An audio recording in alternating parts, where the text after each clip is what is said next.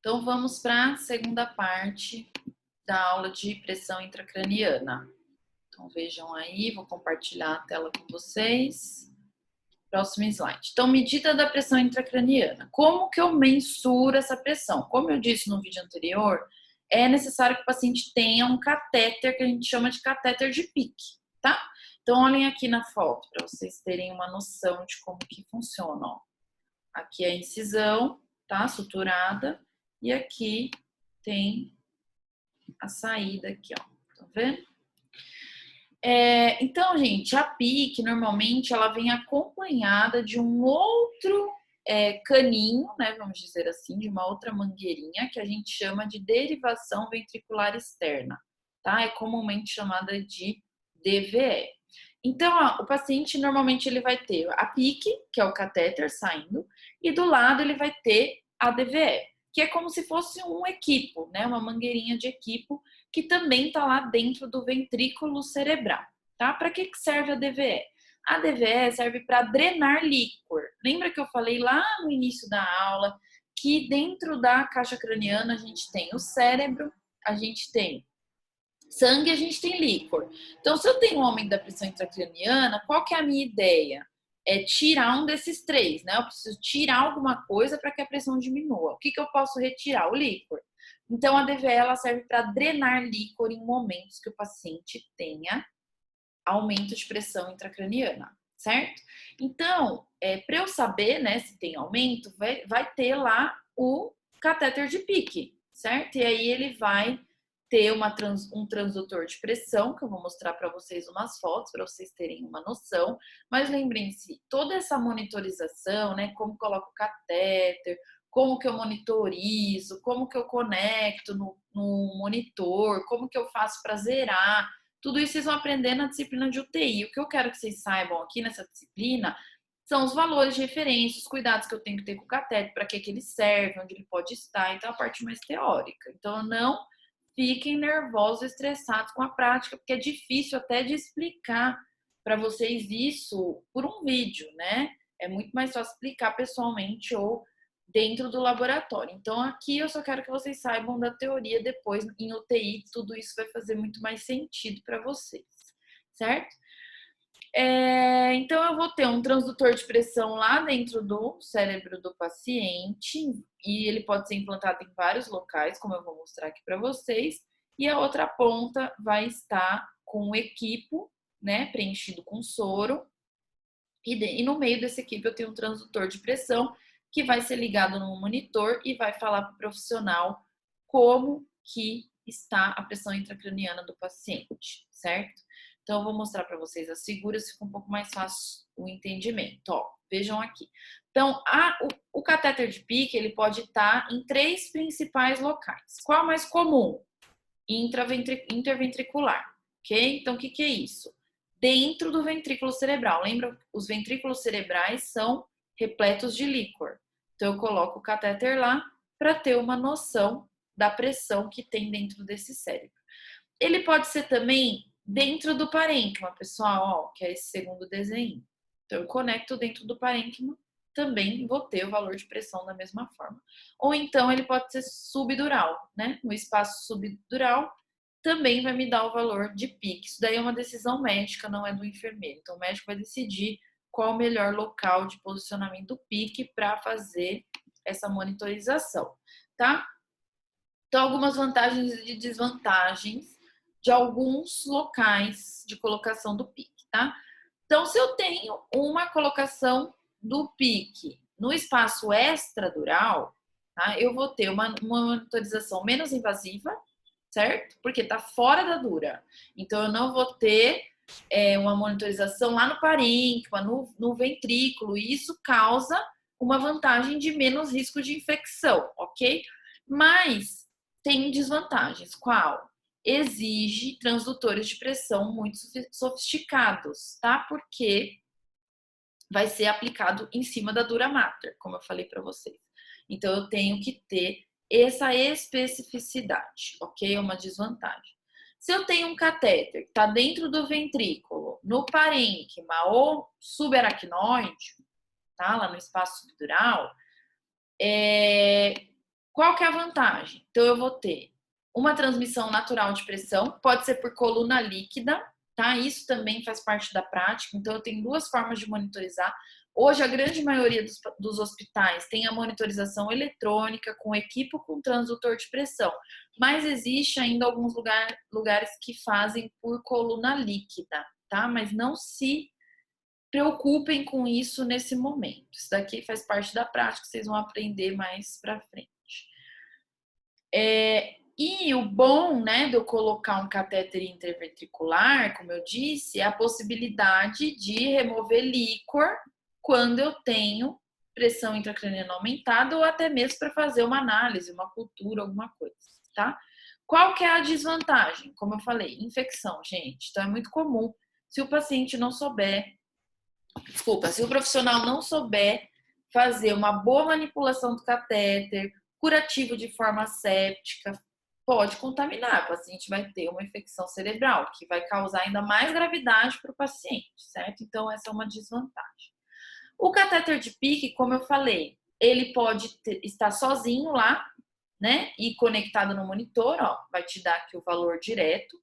Ou ele pode também já possuir o sistema de drenagem Y, tá? Que é a DVE, que eu também já falei para vocês, que vai, graças a um equipo, né, como se fosse uma mangueirinha, além de realizar as medidas, eu também consigo drenar o líquido de dentro do cérebro, ok? Então, isso é possível. Todos os pacientes que têm PIC vão ter DVE? Não. Todos os pacientes que têm DVE vão ter PIC? Não. Tá? Então, eu também posso ter pacientes que só têm DVE, que só faz drenagem de líquor, sem ter PIC. Lembrando que o catéter de PIC é um catéter muito caro, então, dependendo da marca, ele pode chegar a 100 ou 200 mil reais. Então, ele é muito caro, né? Não é qualquer hospital que vai ter essa condição para todos os pacientes, ok? Claro que a gente tem marcas mais simples, de monitorização mais simples, que podem ter um valor um pouco abaixo. Mas, dependendo do paciente, a gente só tem a DVE. E dependendo do paciente, a gente só vai ter o PIC, ok? Então, não é uma obrigatoriedade ter tanto a derivação para drenagem como a PIC. Pode ter um ou outro. E aí, a gente consegue, através do monitor multiparamétrico, que é conectado no catéter e no transdutor de pressão, falar qual é a pressão intracraniana do paciente. Vou mostrar umas imagens aqui que vai facilitar um pouquinho a vida de vocês. Então, vejam. Aqui, ó, derivação ventricular externa, para vocês entenderem um pouquinho melhor. O que eu tenho, gente? Eu vou ter um equipo que vai entrar no cérebro do paciente, normalmente no ventrículo cerebral, vai sair pela cabeça do paciente e vai drenar o líquido, ó, através do equipo, e o líquor vai cair dentro dessa bureta. Estão vendo? Por que tem essa bureta aqui? Para que a gente consiga mensurar a quantidade de líquor que está saindo. Nossa, o líquor é vermelho assim? Não. Essa foto aqui provavelmente era de um paciente com trauma crânioencefálico por acidente. Sangrou a cabeça. E aí o líquido saiu vermelho. Mas qual que é a cor do líquor? O líquor é transparente, tá? Então, se o líquor tiver vermelho, sangramento cerebral. Se o líquor tiver turvo, pode ser infecção, tá? O líquor também pode ficar amarelado, pode ficar amarronzado. Isso são sinais péssimos, tá? De necrose, de infecção local. Então, o ideal seria que esse líquor tivesse transparente, ok? Então, aqui eu tenho o quê? Hemácias. E aí, depois que eu mensurei, eu desprezo o líquor, ó, vai ficar nessa bolsinha aqui de baixo, tá?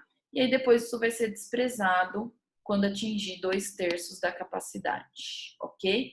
Isso é a DVE, só isso, gente. Então, de novo, é um caninho que vai vir lá do ventrículo cerebral, drenar o líquor pelo equipo.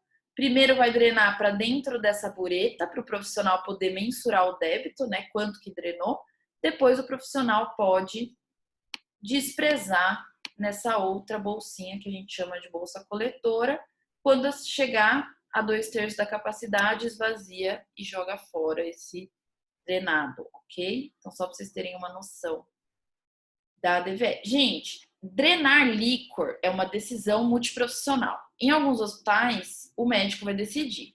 Em outros hospitais, o enfermeiro tem mais autonomia. Tudo depende da sua credibilidade, do seu conhecimento e do quanto você tem ali realmente uma relação multiprofissional, ok? Então, cuidado, né? Não é para chegar lá e eu vou abrir a DVE para drenar líquor. Tem que tomar muito cuidado, porque a gente pode causar um evento adverso no paciente, tá? Outra coisa importante, estão vendo que tem uma régua aqui, ó, verde e azul? Essa régua, ela tem medidas de pressão em centímetros de água e em milímetros de mercúrio, tá? Normalmente, a grande maioria dos médicos neurologistas, eles tratam da pressão aqui dessa coluna por centímetros de água. Então, a gente é mais acostumado com a milímetros de mercúrio, mas eles preferem fazer prescrições em centímetros de água, tá?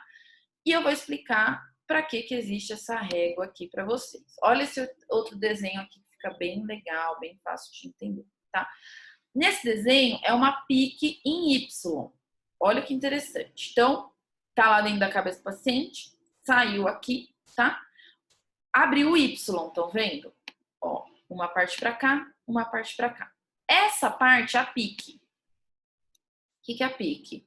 Catéter ligado no transdutor de pressão, passado para o monitor, valor de pique, ok?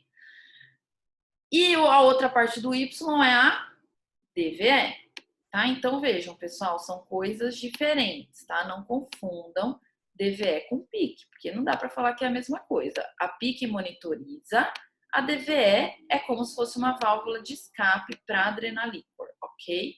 Então, ó, DVE, normalmente a gente mantém fechada o clampzinho, vai drenar, ó, para a bureta, vejo a quantidade de líquor, vi, posso desprezar na bolsa coletora, ok? Gente, ó a régua aqui, ó, que eu acabei de mostrar para vocês, tá? O que é essa régua? Essa régua, ela tem que estar alinhada, normalmente o 0 tem que estar alinhado com o meato acústico do paciente. Por quê? Isso para você livrar a pressão atmosférica do sistema. Então, se eu deixo, né, todo esse sistema muito para baixo da cabeça do paciente, o que vai acontecer? Por gravidade, o líquido vai querer sair, certo? Por diferença de pressão. Se eu deixo também, da mesma forma, esse sistema muito para cima da cabeça do paciente, o líquido vai ter mais dificuldade de sair, porque ele também vai ter que vencer a gravidade, tá? Então, por isso a gente alinha o 0 com o meato acústico do paciente, certo? Dentro do hospital existe uma régua, que a gente chama régua de nível, como se fosse aquelas de pedreiro mesmo, tem uma aguinha e uma bolha, para você ver certinho o nível que está aqui, certo? Para que a pressão atmosférica não modifique. Existem alguns médicos que prescrevem alturas diferentes, ok? Então aqui ele vai falar, põe 2 centímetros de água. Aí você vai alinhar 2 centímetros de água no meato acústico. Não, põe em 10 centímetros de água. Vai alinhar 10 centímetros de água no meato acústico. Então, depende da conduta terapêutica médica, qual o ponto que você vai zerar com o meato acústico do paciente. Mas, como eu disse, isso é prática, não tem importância se não ficou muito claro nesse momento, porque depois na prática vai ficar mais claro, tá? Como que é a onda da pique que eu vou ver lá no monitor, pessoal? É essa forma aqui, ó. Essa é a carinha da onda. A gente tem 3 ondinhas que tem nomes, ok? Não precisa saber disso nesse momento, é só por conhecimento, certo? Eu nem vou falar para vocês não se confundirem. Quando o paciente tem hipertensão intracraniana, ó, o padrão de onda muda, fica dessa forma, tá? Então isso é muito importante o enfermeiro saber, olhar o formato da onda. Ele não precisa nem saber o nome da onda, mas saber o formato para identificar a alteração no paciente monitorizado. Quais são os tratamentos para reduzir essa pressão, né, gente? Então, enfim, falando um pouquinho disso. Existem várias medidas terapêuticas que são tomadas quando o paciente tem uma hipertensão intracraniana. Primeiro, gente, elevar a cabeça do paciente em relação ao tórax, tá? Então, cabeça elevada, para você desobstruir via aérea, o paciente ter uma melhor ventilação. Além disso, facilitar o retorno venoso, certo? Então, a cabeça do paciente também tem que estar alinhada. A gente fala alinhamento mento-external, então alinhar o queixo com o externo.